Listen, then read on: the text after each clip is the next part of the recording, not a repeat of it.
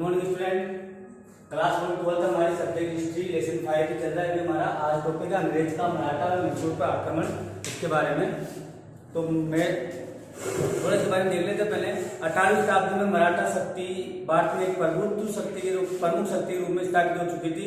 अंग्रेजों का शिवाजी के राज्यों और उनके समय से पेशवाओं के दरबार में लगातार आवागमन चलता रहा। प्रारंभ में शक्तिशाली मराठों से टक्कर लेने का साहस अंग्रेजों में नहीं था।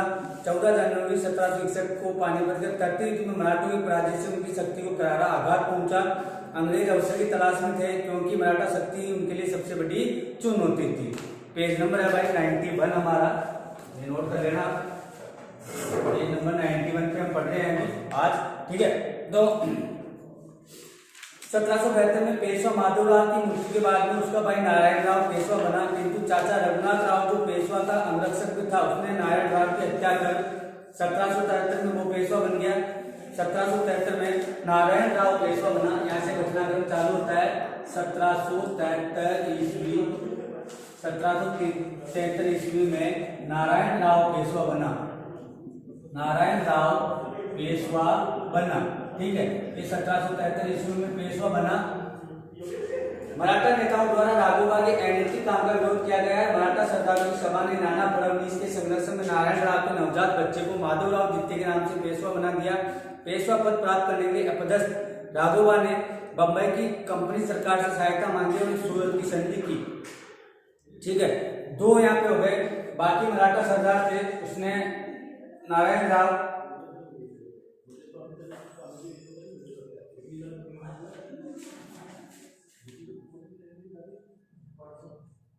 रघुनाथ राव जो पेशवा का अंगरक्षक था, उसने नारायण राव की हत्या कर दी।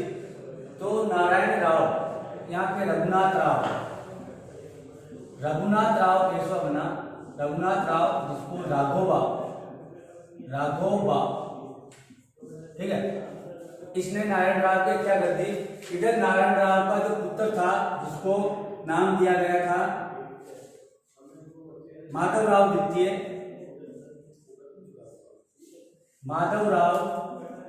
द्वितीय, इसको मराठा सरदारों ने पेशवा बना दिया। नया पेशवा बनाया गया। इधर फिर क्या कर रहा था, राघोबा राव ने जो था अंग्रेजों से संधि की, अंग्रेजों से सूरत की संधि की। इसने कौन सी संधि की? सूरत की संधि, ठीक है। तो सूरत की संधि की क्या शर्तें थी? बस इतना सीधा घटनाक्रम है। 1763 में नारायण राव पेशवा बना। नारायण राव की हत्या कर दी थी रघुनाथ राव राघोबा ने, और ये 1773 में बन गया। लेकिन बाकी जो मराठा सरदार थे, बाकी मराठा सरदारों ने क्या किया? इसका विरोध किया, और इसका बच्चा था जो नारायण राव का, माधवराव द्वितीय के नाम से नया पेशवा बना दिया। तो रघुनाथ राव जो था अंग्रेजों के संरक्षण में चला गया। अब सूरत की संधि हुई, इसमें अंग्रेज पेशवा बनने में सहयोग करेंगे और 10,000 ब्रिटिश सैनिक पेशवा की रक्षा के लिए पूना में रखे जाएंगे। दूसरा, रघुनाथ राव अंग्रेजों को बंबई के पास बेसिन, सालसीट, बंडोज व सूरत के लगान का आदर्श देगा। तीसरा, कंपनी की अनुमति के बिना किसी से न तो कोई संधि करेगा, न ही किसी यूरोपियन को मौके पे रखा जाएगा। ये घटनाक्रम वहां से स्टार्ट हुआ। ये घटनाक्रम है। अब अंग्रेजों और मराठा के बीच में संघर्ष शुरू हो गया। तो ये घटनाक्रम है, ये उतार दिया आपने। अब आगे हम देखते हैं इस घटनाक्रम के आगे की कड़ी। आगे क्या होता है? सबसे पहले प्रथम आंग्ल मराठा युद्ध। प्रथम आंग्ल मराठा युद्ध हुआ आपका प्रथम 1775 से 1782 तक। प्रथम आंग्ल मराठा युद्ध हुआ।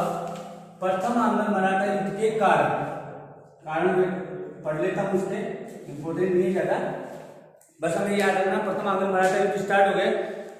रघुनाथ राव के पेशवा बनने की महत्वाकांक्षा और अंग्रेजों द्वारा की गई उसके साथ सूरत की संधि ने संघर्ष को आवश्यक बना दिया। मराठा चुनौती अब तक अंग्रेजों की महत्वाकांक्षा को रोक रखा था, लेकिन पानीपत के तटीय युद्ध में मराठाओं की पराजय से स्थिति बदल गई। क्वेश्चन नंबर 2, कारण नंबर 2, मराठा सरदारों के आपसी फूट ने अंग्रेजों को मराठों के विरुद्ध आक्रमण का अवसर प्रदान किया। और 3, बंबई सरकार के गवर्नर हार्नेवे की सोल्टशिप तथा बेसिन का प्रदेश प्राप्त करने की लालसा ने मराठा राजनीति में हस्तक्षेप को प्रोत्साहित किया। चौथा, अपदस्थ पेशवा जो था अपदस्थ था। राघोबा के साथ अंग्रेजों द्वारा की गई संधि इस युद्ध का कारण बनी। पांचवा, राघोबा ने सैनिक व्यय के लिए बंबई सरकार को 6 लाख रुपए दिए और बंबई सरकार ने कर्नल किटी के नेतृत्व में पेशवा के विरुद्ध सेना भेजी। इस सेना ने अर्रा के युद्ध में मराठों को पराजित कर दिया, लेकिन इसी समय गवर्नर जनरल वारेन हेस्टिंग ने सूरत की संधि को अवैध घोषित कर पेशवा से पुरंदर की संधि कर ली, लेकिन कंपनी संचालकों ने मुंबई की संधि को मान्यता दी। परिस्थितियों को देख वारेन हेस्टिंग ने सूरत की संधि का अनुमोदन कर राघोबा को सहायता देने का निश्चय किया। पुनः युद्ध का प्रारंभ हुआ। 1778 में संगठित मराठा सेना ने कर्नल इंगल्टन की अंग्रेज सेना को पराजित किया। अतः 29 जनवरी 1779 को मराठा और अंग्रेजों के मध्य बड़गांव की अपमानजनक संधि हुई, जिसमें तय किया गया, पहला, अंग्रेजों द्वारा मराठा के विजित क्षेत्र पुनः मराठों को लौटा देंगे। दूसरा, हरजान के रूप में अंग्रेज मराठों को 41,000 रुपए देंगे। तीसरा, राघोबा को पेशवा को सौंप दिया जाएगा। चौथा, बड़ौद जिले की आय सिंधिया को दी जाएगी। और पांचवा, बंधक के रूप में 2 अंग्रेज अधिकारी मराठों के पास रहेंगे। दोनों अंग्रेज अधिकारी थे फार्मर और स्टीवर्ट। ये संधि संगठित मराठा की सफलता थी और अंग्रेजों के लिए अपमानजनक मूड था। वे मराठों से बदला लेने के लिए आतुर थे। वारेन हेस्टिंग ने संधि को अस्वीकार करते हुए कहा कि संधि के शर्तों को पढ़ते ही मैं शर्म से डूब गया और 1780-81 में पुनः संघर्ष प्रारंभ हो गया। अंग्रेज सेनापति गोडार्ड ने पेशवा के विरुद्ध पुनः पर आक्रमण किया, लेकिन पराजित हुआ। हेस्टिंग्स की दूसरी सेना जो पोफम के नेतृत्व में थी, उसने सिंधिया को पराजित किया। शिवपुरी में सिंधिया पुनः कर्नल कामक की अंग्रेज सेना से पराजित हुआ। सिंधिया ने पेशवा और अंग्रेजों के मध्य साल भर की संधि करवा दी। इस संधि के साथ ही प्रथम आंग्ल मराठा युद्ध समाप्त हुआ। अब जो इम्पोर्टेंट है वो है हमारा प्रथम आंग्ल मराठा युद्ध के बाद में जो इम्पोर्टेंट चीज निकल के आई है वो है साल भर की संधि। ये क्वेश्चन आता रहता है, साल भर की संधि की प्रमुख शर्तें। साल भर की संधि की प्रमुख शर्तें, प्रमुख शर्तें। साल भर की संधि की प्रमुख शर्तें क्या क्या थी? ठीक है, इसमें पहली थी माधवराव द्वितीय को पेशवा के रूप में मान्यता देना तथा राघोबा को वार्षिक पेंशन दे दी गई। अंग्रेजों ने राघोबा का साथ छोड़ने का आश्वासन दिया। तो पहला नंबर 1 हम नोट कर लो तुम, माधवराव द्वितीय को मान्यता देना। माधवराव द्वितीय को मान्यता देना पहली शर्त। राघोबा को पेंशन दे दी गई, रघुनाथ राव को। दूसरी इसकी शर्त थी 66 पर अंग्रेज अधिकार स्वीकार कर लिया गया। शेष सभी क्षेत्र मराठा द्वारा अंग्रेजों को लौटा दिया गया। 66 पर अंग्रेजों का अधिकार माना गया, अधिकार माना गया। ये इसका सालभरी की शर्त का सालभरी संधि की तीसरी शर्त जो थी वो थी फतेह सिंह गायकवाड़ को बड़ौदा का शासक स्वीकार कर दिया गया। और फतेह सिंह गायकवाड़ जो था, फतेह सिंह गायकवाड़ को बड़ौदा का शासक स्वीकार कर दिया गया। बड़ौदा का शासक स्वीकार कर दिया गया, स्वीकार कर दिया गया। ठीक है, तो ये साल भर की संधि, साल भर की जो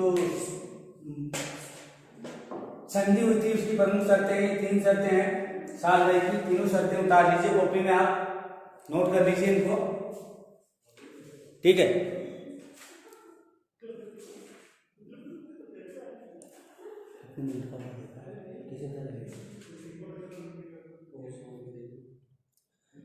अब हो गई साल भर संधि। अब आगे देखिए परिणाम। इस संधि से अंग्रेजों और मराठों के मध्य लगभग 20 वर्षों तक शांति बनी रही, लेकिन संधि से अंग्रेजों को मराठा शक्ति का आकलन करने का अवसर मिला और अपनी शक्ति में वृद्धि का समय मिला। नाना फडणवीस और सिंधिया के मतभेद खुलकर सामने आ गए। अब स्टार्ट हुआ द्वितीय आंग्ल मराठा युद्ध। प्रथम आंग्ल मराठा युद्ध हुआ 1775 से 1782। अब हम बात कर लेते हैं द्वितीय आंग्ल मराठा युद्ध की। अब देखिए द्वितीय आंग्ल मराठा युद्ध ये कब हुआ? द्वितीय आंग्ल मराठा युद्ध हुआ 1802 से 1804, 1802 से 1804 ईस्वी द्वितीय आंग्ल मराठा युद्ध है। ये युद्ध 2 चरणों में हुआ। पहला सन 1802 से 1804, द्वितीय युद्ध 1804 से 5 तक। 1791 में साम्राज्यवादी लॉर्ड वेलेस्ली गवर्नर जनरल बनकर आया। 1800 ईस्वी में मराठा दरबार में सिंधिया और होलकर में नाना फडणवीस की मृत्यु के बाद अपना वर्चस्व स्थापित करने को लेकर मतभेद प्रारंभ हो गया। इस समय बाजीराव द्वितीय पेशवा पर सिंधिया नियंत्रण स्थापित करने में सफल रहा। 1801 में पेशवा ने जसवंतराव होलकर के भाई बिट्टू जी होलकर की हत्या करवा दी। होलकर ने पेशवा पर आक्रमण कर दिया। अक्टूबर 1802 में होलकर ने पेशवा और सिंधिया की संयुक्त सेना को पराजित कर दिया और विनायक राव को पेशवा बना दिया। बाजीराव पेशवा पद की पुनः प्राप्ति के लिए अंग्रेजों की शरण में चला गया, जिससे अंग्रेजों को पुनः मराठा राजनीति में हस्तक्षेप करने का एक अवसर मिल गया। अब है कि द्वितीय आंग्ल मराठा युद्ध और इसके कारण, क्या क्या कारण रहे थे, इसके कारण नोट कर लो। द्वितीय आंग्ल मराठा युद्ध के कारण या फिर मराठों की राजनीति में हस्तक्षेप हुआ। पेशवा बाजीराव द्वितीय की अयोग्यता, पेशवा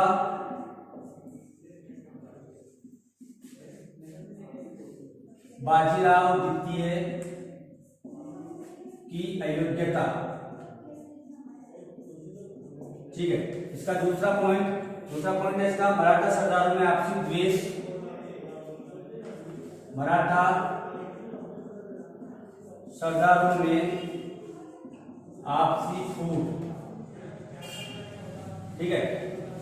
नाना फडणवीस की मृत्यु, तीसरा, ये भी एक महत्वपूर्ण घटना रही, नाना फडणवीस की मृत्यु।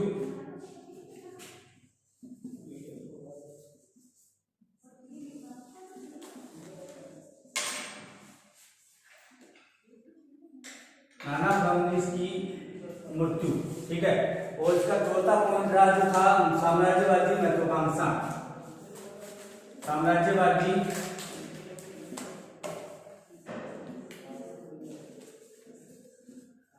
महत्वाकांक्षा, ठीक है। ये इसके पॉइंट रहे, नोट कर लो। द्वितीय आंग्ल मराठा युद्ध 2 चरणों में हुआ, 1802 से 1804 और द्वितीय हुआ था 1804 से 1805 तक, 2 चरणों में हुआ। यहाँ पे वापस जो है मराठा राजनीति का केंद्र बिंदु वापस चेंज हुआ। कारण रहा पेशवा बाजीराव द्वितीय। पेशवा अपने मराठा सरदारों की समस्याओं का ठीक तरह से समाधान नहीं कर पाया। वह नाना फडणवीस से मुक्ति पाने के लिए दौलत राव सिंधिया से संबंध मजबूत करने का प्रयास कर रहा था। इसी मध्य होलकर व सिंधिया के मध्य संघर्ष छिड़ गया तो बाजीराव द्वितीय अंग्रेजों की शरण में चला गया। दूसरा है मराठा सरदारों में आपसी फूट। मराठा राजनीति में अपना वर्चस्व स्थापित करने के लिए होलकर व सिंधिया आपस में उनका प्रतिस्पर्धा थी। होलकर चाहता था कि वो मराठा राजनीति में अपना वर्चस्व स्थापित करे और जो सिंधिया भी अपना वर्चस्व स्थापित करने में लगा हुआ था, तो दोनों के मध्य संघर्ष होना वाजिब था। तीसरा, नाना फडणवीस। 1800 ईस्वी में नाना फडणवीस की मृत्यु हो गई। उसके बाद मराठों को ये करने वाला कोई नेता नहीं रहा। परिणाम स्वरूप मराठों की आपसी कलह बढ़ गई। उसके परिणाम युद्ध के रूप में हुई। चौथा, साम्राज्यवादी महत्वाकांक्षाएं।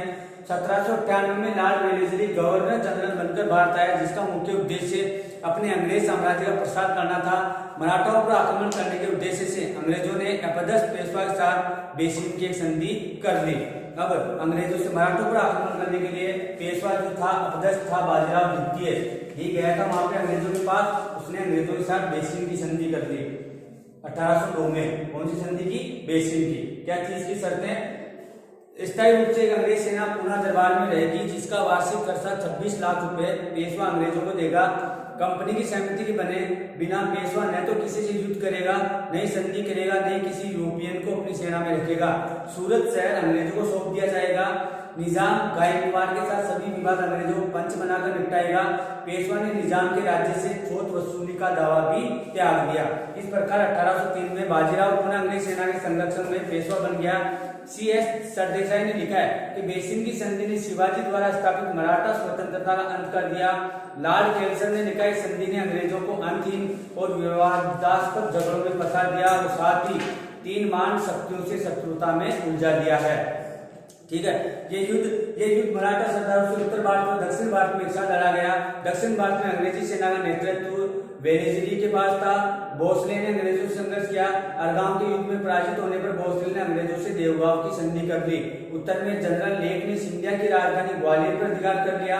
लासवाड़ी के युद्ध में पराजित होने पर सिंधिया ने दिसंबर 1803 में सूरजी अर्जुन गांव की संधि कर ली। संधि से गंगा यमुना के दोआब का जो क्षेत्र था वो अंग्रेजों के पास आ गया। उसने अंग्रेज से सहायक सेना रखना स्वीकार कर लिया। इसके बाद में द्वितीय चरण चालू हुआ। अंग्रेजों का भी मराठा नेता होलकर से संघर्ष बाकी था। अंग्रेज जब सिंधिया और भोसले से युद्ध में व्यस्त थे तब व्यस्तता का लाभ उठाकर होलकर ने जयपुर पर आक्रमण कर दिया। जयपुर के अंग्रेजों के साथ अच्छे संबंध होने के कारण इस आक्रमण में वे होलकर से नाराज हो गए।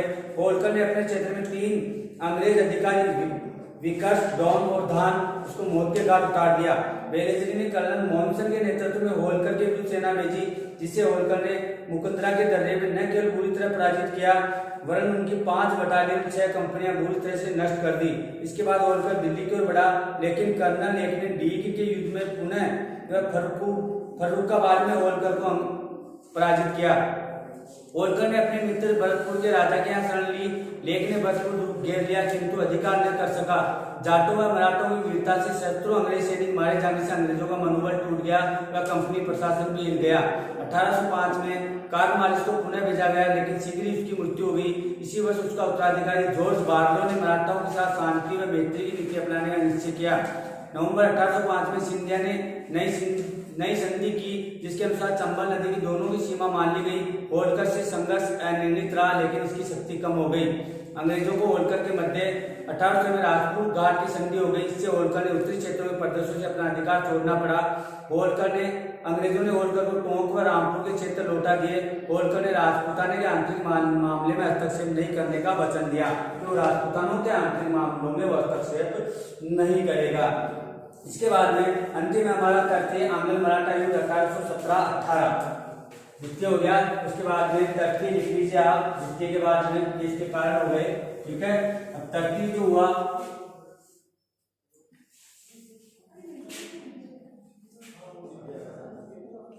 तृतीय आंग्ल मराठा युद्ध हुआ 1817 से 1818 ईस्वी। इसमें भी कुछ विशेष था नहीं, ठीक है। 1813 में लॉर्ड हेस्टिंग्स गवर्नर जनरल बन के आया। वह भी बेलेजरी थे, अंग्रेजी साम्राज्य के प्रचार का समर्थक था और भारत में अंग्रेजों की सुरक्षा स्थापित करना चाहता था।